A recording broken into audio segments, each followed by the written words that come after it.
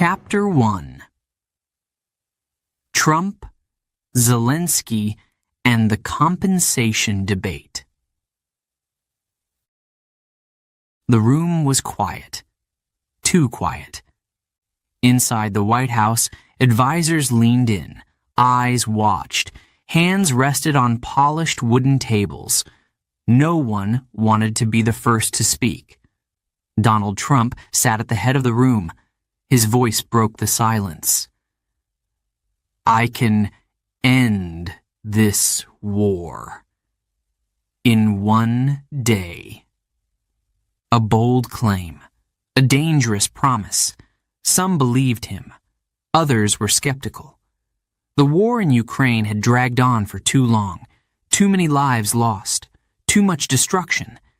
Now, Trump had a plan. But what was it? And more importantly, would it work?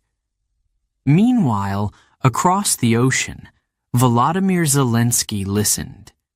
The Ukrainian president had fought hard for his country. He had stood in the ruins of his cities. He had begged the world for support. He had shaken hands with leaders. Some had helped. Others had turned away. Now, he faced a new decision. Would he trust Trump? The deal sounded simple, at least on the surface. Trump wanted Ukraine to negotiate with Russia. He believed a solution was possible. No more weapons, no more fighting, no more war. But Zelensky had doubts. How could he trust Russia? How could he sit at a table with the man who had sent missiles into Kiev? Trump's offer was not just about peace. It was about power, about influence, about America's role in the world. His supporters saw him as a deal maker, a man who could solve problems, a leader who could do what others had failed to do. His critics saw something else. A man willing to gamble with Ukraine's future. As the news spread, reactions were mixed. Some called it brilliant. Others called it reckless. European leaders whispered in back rooms. Would they support Trump's idea? Or would they stand with Zelensky? In Moscow, Putin listened too. He smiled. He knew the war had divided the West. Now, that division was growing. In Kyiv, Zelensky had to decide. Would he accept the deal? Would he risk peace talks with a country that had bombed his people? Some advisors urged caution. Others saw opportunity. One thing was clear. Whatever he chose, history would remember. Behind closed doors, the debate continued. One man said yes, another said no. Voices rose, arguments clashed. Trump leaned back in his chair, watching. He was used to making deals. He knew how to pressure, how to push, how to win. But this time, the stakes were higher than ever. Zelensky hesitated. He had fought too hard to give up now. His country had suffered. His people had died. A bad deal could mean losing everything, but rejecting it could mean more war, more destruction, more pain. Outside, the world waited. The cameras flashed. The reporters whispered. Would Trump's plan save Ukraine or divide the world even further? And as the clock ticked, one question remained. What would Zelensky do? Chapter 2. The War That Changed Everything. It began in the early hours of the morning. Darkness covered the cities of Ukraine. Then, the first explosions shook the ground. Sirens wailed. People ran. Some hid in basements. Others tried to escape. No one believed it at first. But the truth was clear. Russia had invaded. The world watched in shock. Leaders spoke in urgent tones. Some called for peace, others called for action.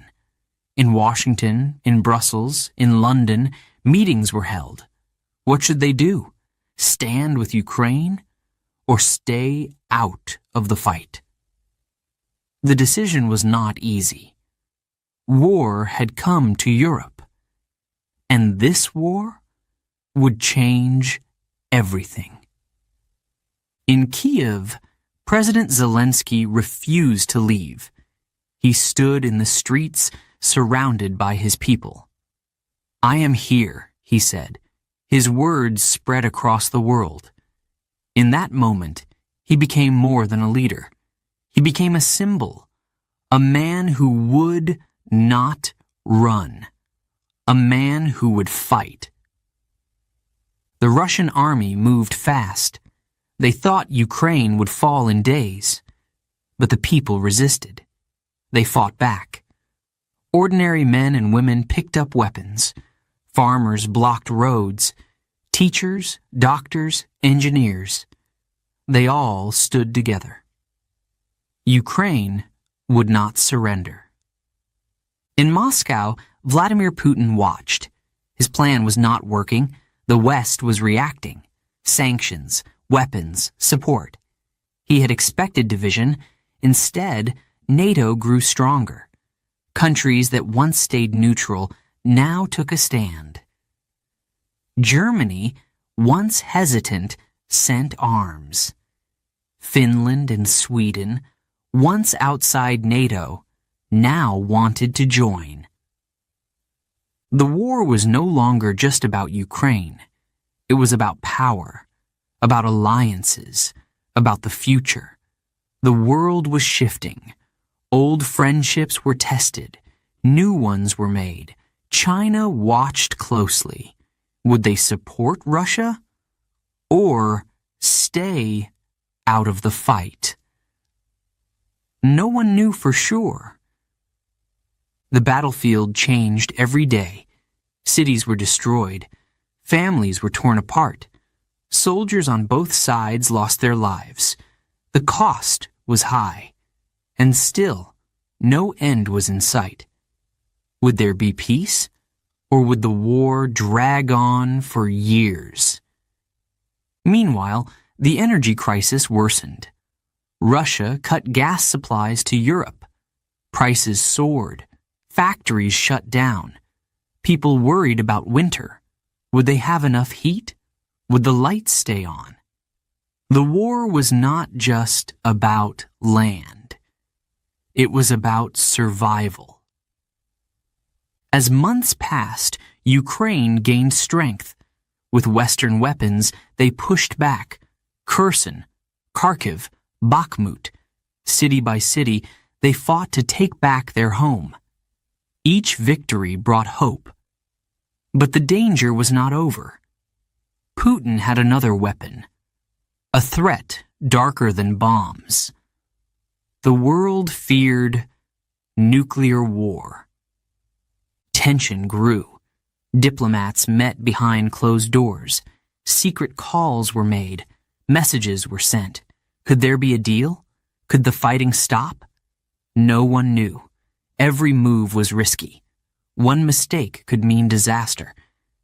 And still, Ukraine stood strong. The people refused to give up. They rebuilt what was destroyed. They mourned their losses, but they never lost hope. This war had changed them. It had changed the world. And as the days passed, one question remained. How would it end? Chapter 3. The European Union's response. Is Europe truly united on Ukraine, or is there internal division? The room was full, but the silence was heavy. Inside the European Parliament, leaders sat around a long table. Some leaned forward, listening. Others whispered to their advisers. Maps, reports, and documents lay scattered before them. The war in Ukraine had changed everything. It was no longer just a distant conflict. It was now their crisis, too. The decision seemed simple. Help Ukraine. But nothing in politics was ever simple. Some countries wanted to act fast. They spoke of more weapons, more aid, more sanctions. Others hesitated. They worried about Russia's next move. They feared economic collapse, energy shortages, even war spreading beyond Ukraine's borders. The question hung in the air. How much were they willing to risk? Germany hesitated. Their economy relied on Russian gas. Sanctions meant higher prices, closed factories, cold homes. Could they survive without Russian energy? France pushed for diplomacy. We must talk, Macron said. There is still a path to peace. But Poland and the Baltic states had no patience. They had lived under Russian rule before. They knew the cost of waiting. Ukraine needs more, they said, and they need it now. Outside, protests filled the streets. People carried blue and yellow flags. Their voices echoed through Brussels. Help Ukraine! Stop Russia! They wanted action, not debates, but inside the conference halls, leaders struggled to agree. The cracks were showing. Sanctions had begun. Russian banks were frozen. Businesses were cut off. Planes could not fly over European airspace. The ruble fell. Factories in Moscow shut down. But was it enough? Some said yes. Others argued Russia would find a way. Sanctions take time, economists warned. But time was running out. Bombs were still falling. Weapons became the next battle. Tanks, missiles, ammunition. Should Europe send more? Some said yes. They believed Ukraine could win. Others feared escalation. If we push too hard, they warned, Putin might push back. The word hung in the air like a shadow. Nuclear. No one wanted to say it, but everyone was thinking it. Winter arrived. The energy crisis deepened. Gas prices soared. People worried about heating their homes. Governments scrambled for solutions. Norway increased gas supplies. The Netherlands reopened coal plants. But it was not enough. Russia had turned off the taps. Europe felt the cold and the pressure. Would they stand firm, or would they break? Zelensky spoke again. Another video call, another plea. He stood in his bunker, eyes heavy but determined. We fight for you, he said, but we cannot do it alone. His words moved some to action. More weapons arrived. More sanctions were approved, but not everyone agreed. Hungary resisted. Orban shook his head.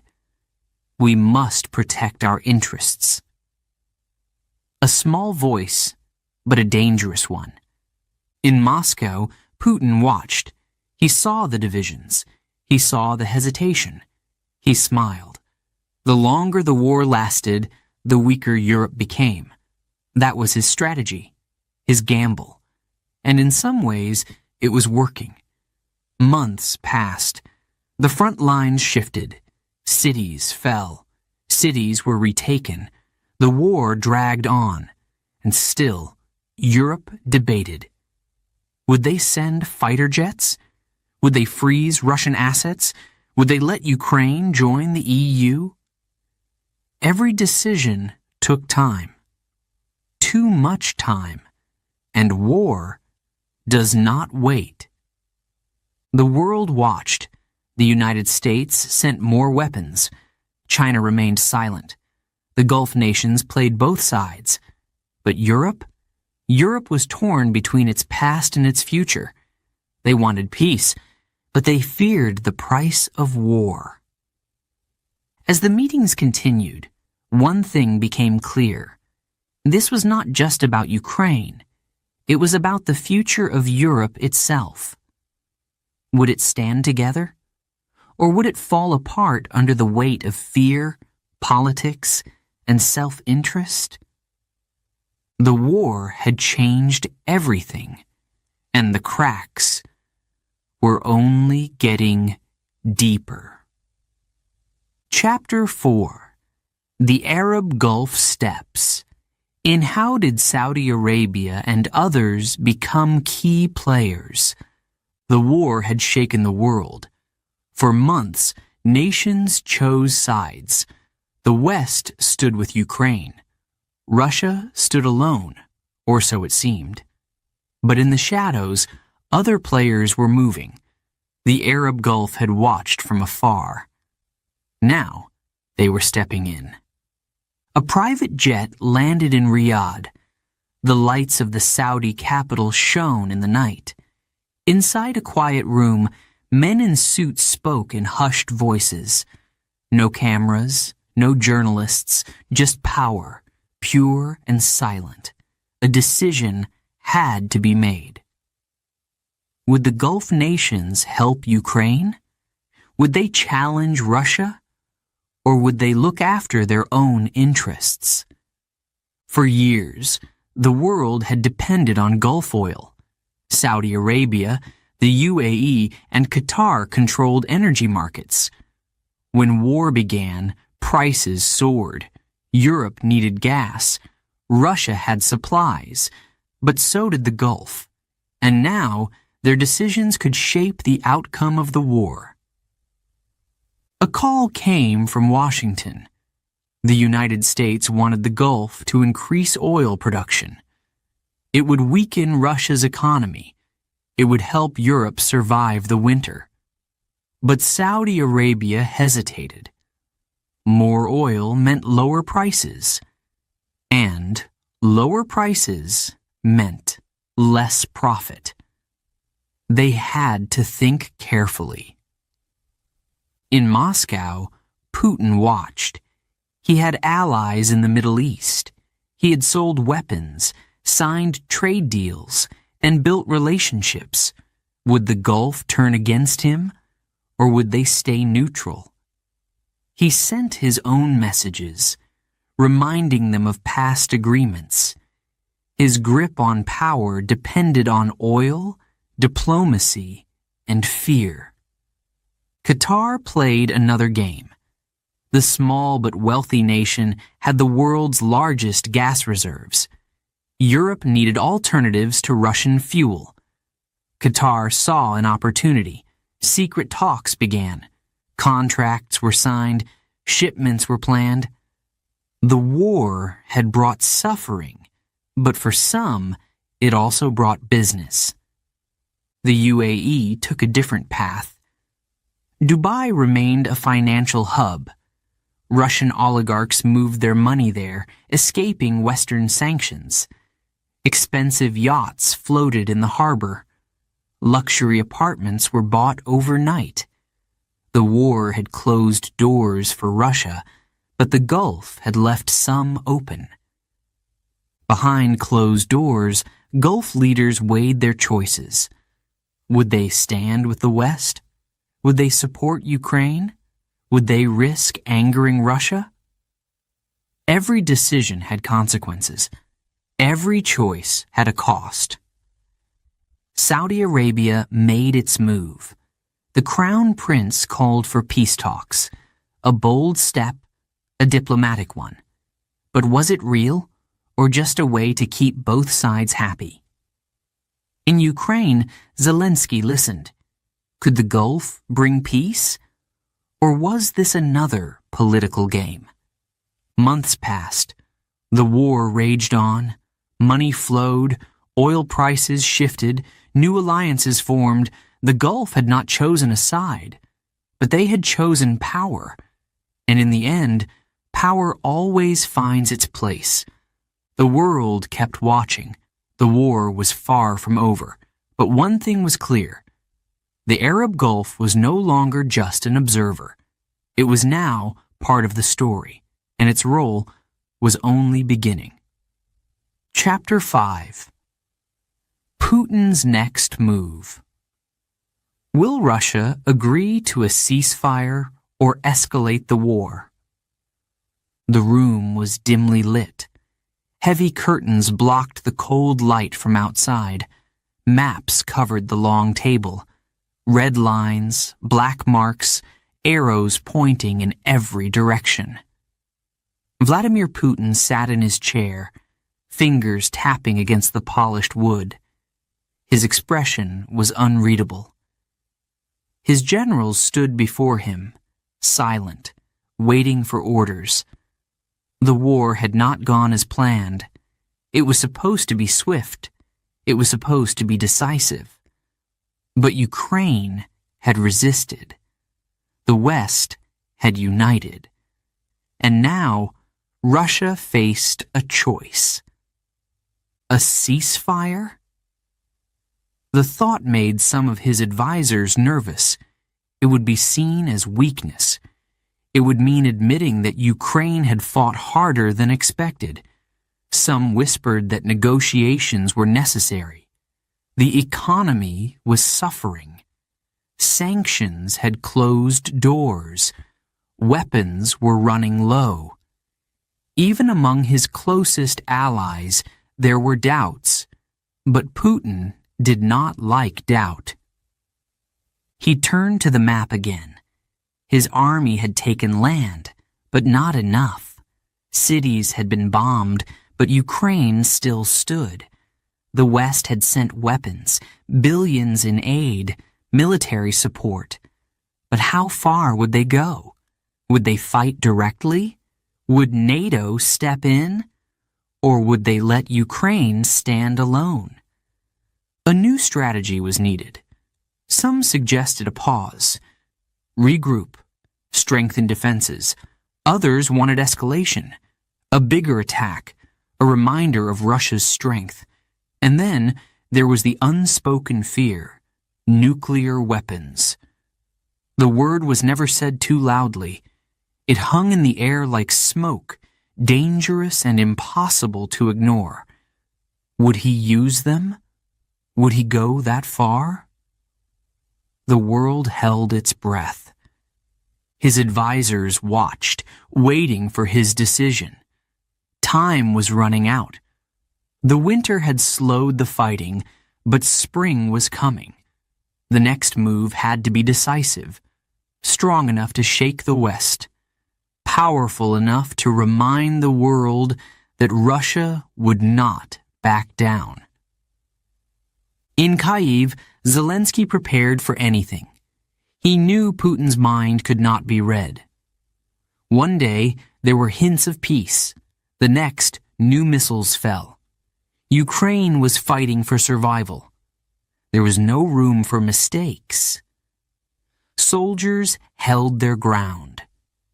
Civilians rebuilt what they could. The country refused to break. In Washington, in Brussels, in Berlin, leaders discussed their next steps. More weapons, more sanctions, a push for peace talks. Some feared escalation. Others believed Ukraine could win if given enough support. But no one could predict what Putin would do next. The Kremlin remained silent. No announcements. No public plans, just rumors. A speech was coming. A declaration, perhaps. What would he say? A retreat? A warning? Or something far worse? Then the message arrived. A new offensive was coming. The fighting was not over. The war would continue. No ceasefire, no negotiations. Russia was not done. The world braced itself. The next chapter of the war was about to begin, and once again, all eyes were on Putin. Chapter 6. The energy war, nuclear plants, oil deals, and global power struggles. Darkness spread across cities. In Kiev, apartment buildings stood silent. The hum of electricity was gone. Streets that once shone with golden lights were now cold and quiet. In the distance, sirens wailed. People lit candles, wrapped themselves in blankets, and waited. The power was out again. Missiles had struck Ukraine's energy grid. Substations exploded. Power lines fell. Engineers worked day and night, repairing what they could. But each time the lights came back on, another attack followed. It was a new kind of war. Not with tanks, not with soldiers, but with power and control. Russia held the switch. It controlled gas pipelines stretching from Siberia to Europe. For years, nations depended on this flow of energy. Factories ran on it. Homes were heated by it. Life depended on it. Now that control was a weapon. The Kremlin turned the valve, and gas stopped flowing. Winter was coming. In Germany, leaders gathered in emergency meetings. Would they have enough energy to last the cold months? Some feared a crisis. Others believed they could find a way. Coal plants reopened. Nuclear power, once questioned, became necessary again. But nothing was certain. Could Europe survive without Russian gas? New deals were made. The United States stepped in, sending tankers filled with liquid gas. Norway increased production. Qatar became a key supplier. Secret negotiations took place in Gulf capitals. Contracts were signed behind closed doors. Prices soared. Some countries paid any price to secure their energy supply. Others struggled. In Moscow, Putin watched. The West had imposed sanctions. His economy was bleeding. But he had one advantage: oil. Nations still needed it. Even as they condemned the war, they bought Russian crude, some openly, some in secret. Through hidden routes, through middlemen, through nations willing to look the other way, oil still flowed, and so did money. In Ukraine, the fight for energy was even more desperate. Nuclear power stations became battlegrounds. The Zaporizhzhia plant, Europe's largest, was now under Russian control. Soldiers patrolled its perimeter.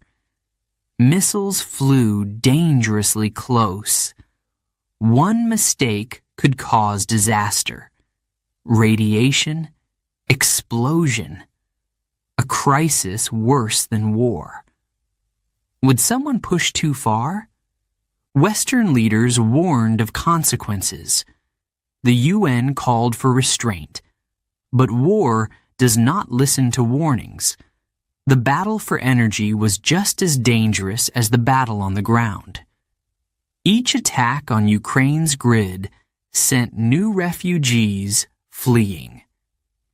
Each energy crisis in Europe tested alliances. Each sanction pushed Russia to find new buyers. Weeks passed. Months. The struggle continued.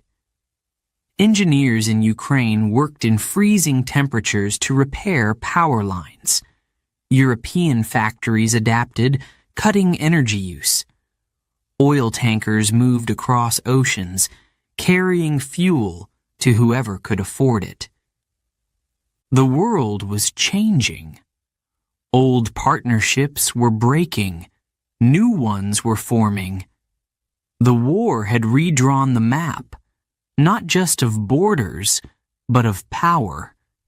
And as winter deepened, one question remained.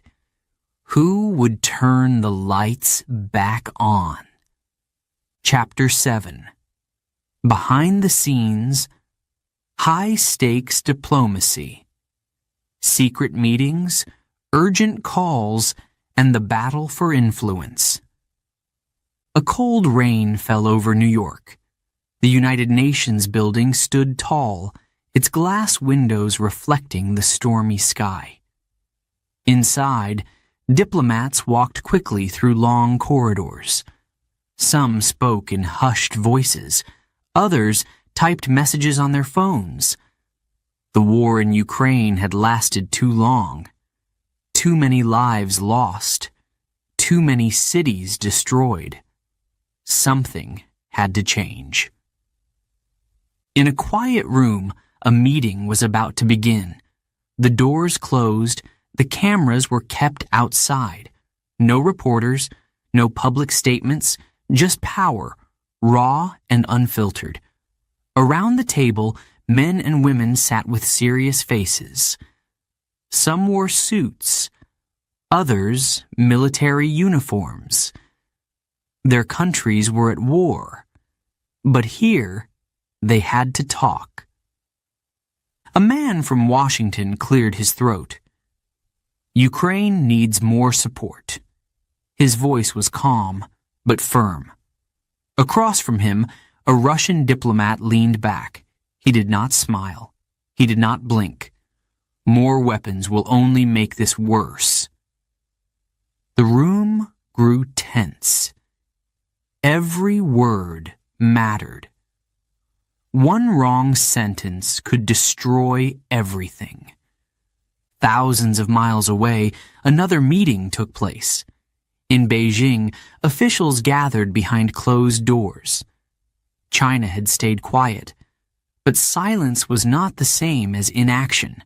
Trade, weapons, resources, everything had a price. One deal could shift the balance of power. One decision could change the future of the war. Meanwhile, in Brussels, European leaders debated their next move. Some wanted to push harder against Russia. Others feared escalation. How much longer can we do this? One leader asked. As long as it takes, another answered. But was that true? Could they really stand together forever? Or would the cracks grow deeper? At the same time, in Kyiv, President Zelensky prepared for another call. His days were filled with urgent messages, emergency meetings, and speeches to the world. His people were tired. His soldiers were still fighting. But he had no choice. Giving up was not an option. Midnight came. Another phone rang. An urgent call between Washington and Moscow. No one would ever know exactly what was said. But the conversation was long. The voices were serious. Was there a way out? Or was this war far from over? In the shadows, intelligence agencies worked. Spies exchanged information.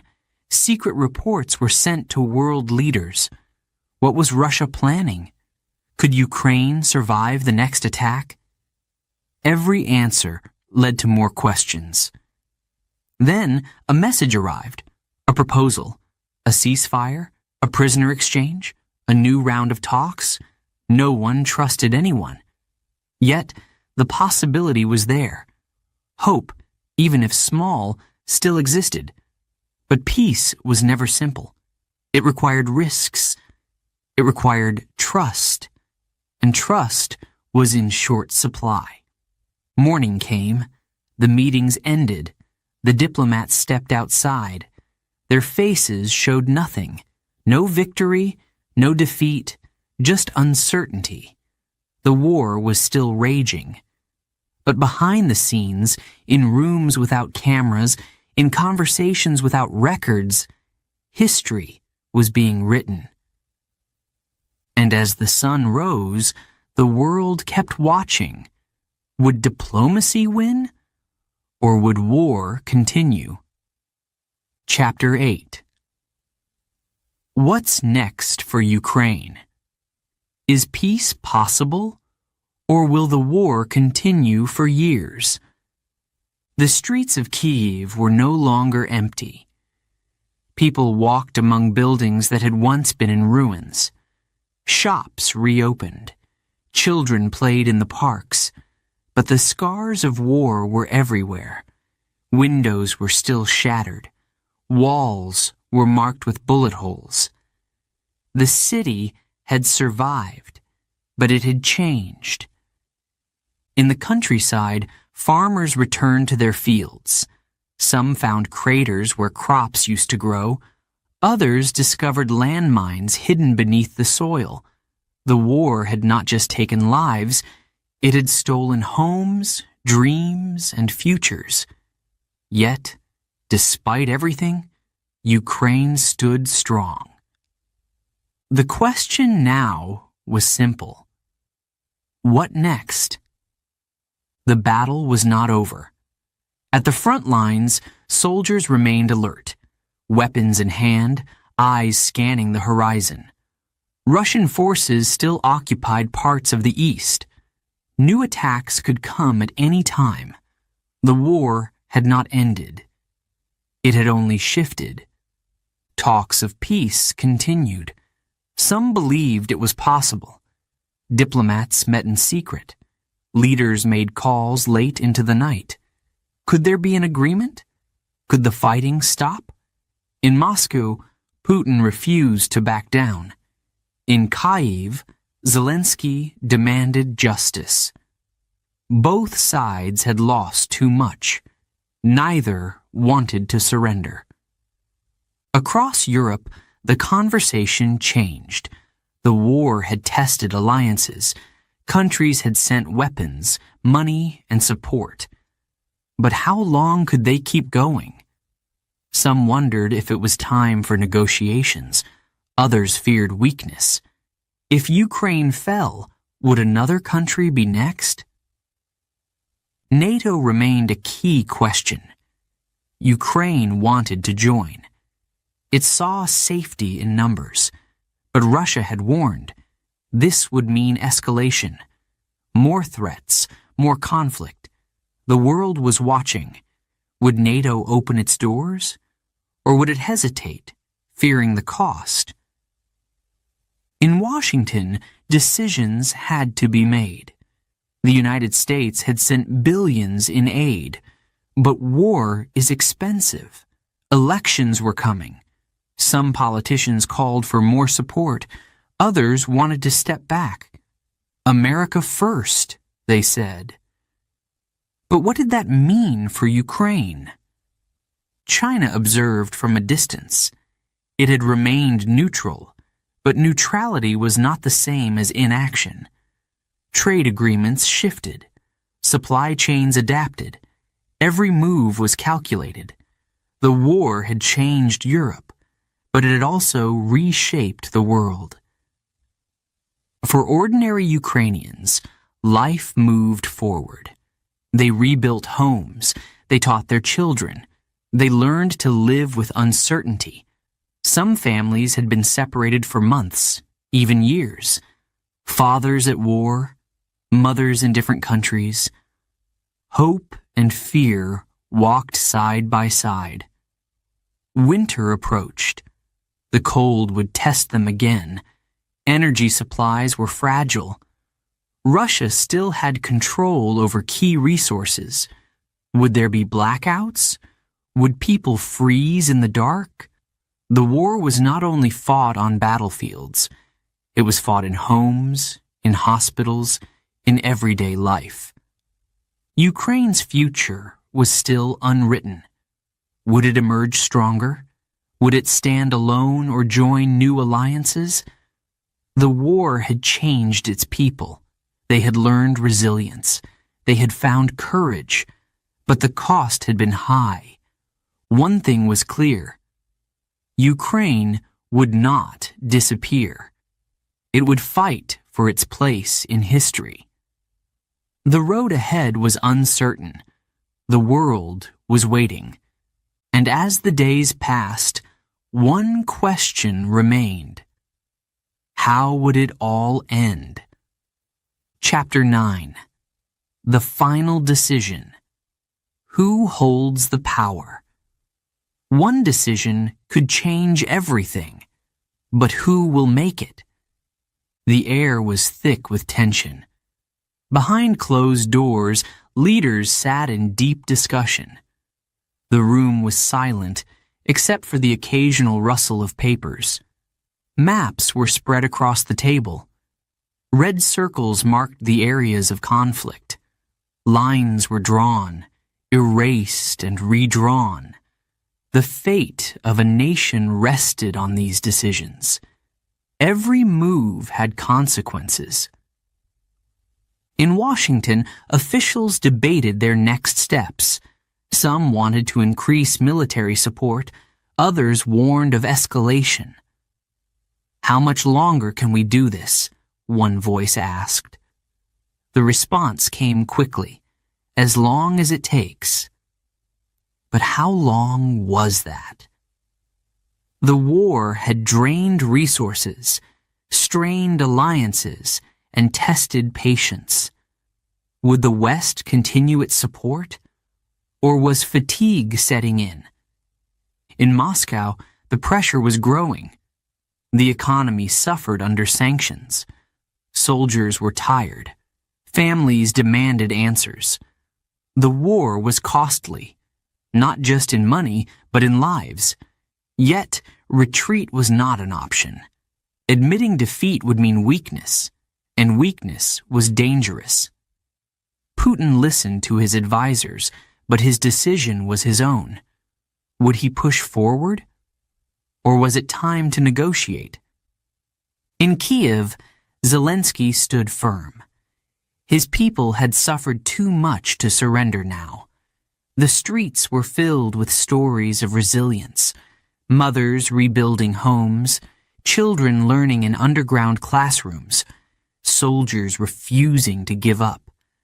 The war had become personal. Ukraine was not just fighting for land, it was fighting for survival, for identity, for freedom. Would they accept a ceasefire? Or would they fight until victory? The battlefield remained unpredictable. Each day brought new developments. Some cities were reclaimed, others fell under attack. No one knew how long this could last. There were whispers of diplomacy. Could a deal be made? Could peace be reached? Negotiators met in secret. Proposals were exchanged, but trust was fragile. Too many promises had been broken. Too many lives had been lost. The world held its breath. In Europe, leaders watched closely. The war had reshaped the continent. Energy supplies had shifted. Economies had adapted. But war was a shadow that lingered. If Ukraine fell, who would be next? The European Union debated its role. Would it take stronger action, or would caution prevail? Meanwhile, China observed from a distance. It had played both sides carefully. Trade agreements remained open. Statements were measured. Would Beijing step in? Would it influence the outcome? The answer was uncertain. But one thing was clear.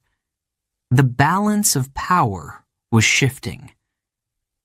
Then a message arrived. A new proposal, a ceasefire, a compromise. The details were unclear. Some called it a breakthrough. Others called it a trap. No one knew for sure. Yet, a decision had to be made. The world stood at a crossroads. A single choice could change history. Would the war continue, Or would leaders find a way out? The answer was still unknown, but the clock was ticking, and the next move could change everything.